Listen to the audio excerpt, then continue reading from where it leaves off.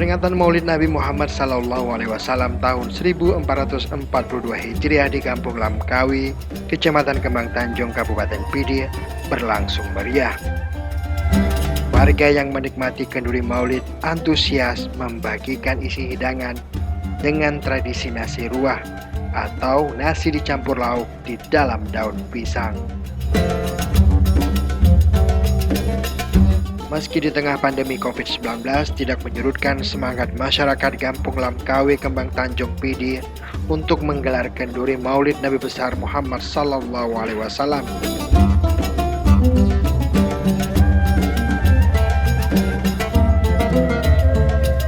Pelaksanaan Maulid Nabi pada tahun ini tetap berlangsung meriah. Warga ramai-ramai membagikan hidangan kenduri Maulid ke Menasa untuk diberikan kepada tamu undangan.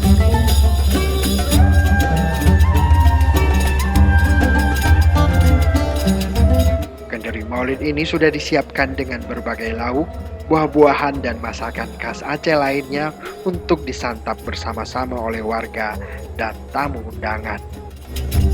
Uniknya di Kabupaten Pidi, masyarakat menikmati kenduri Maulid dengan cara nasi dicampur aduk dengan lauk atau disebut nasi ruah.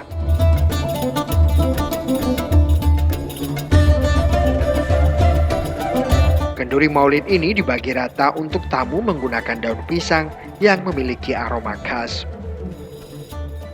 Sekretaris Desa Lamkawi Yusmaini mengatakan, masyarakat setempat jauh-jauh hari sebelum acara Maulid digelar sudah mempersiapkan berbagai kebutuhan untuk kenduri, seperti ayam, bebek, dan berbagai hewan peliharaan lainnya untuk disembelih.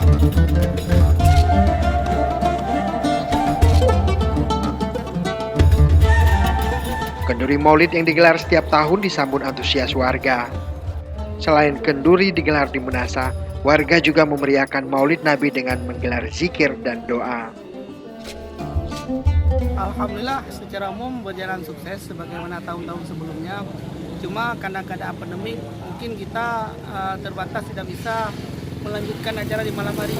Kalau tahun sebelumnya kita ada semacam zikir, semacam dakwah Islamiyah untuk mengenang jejak Rasulullah SAW.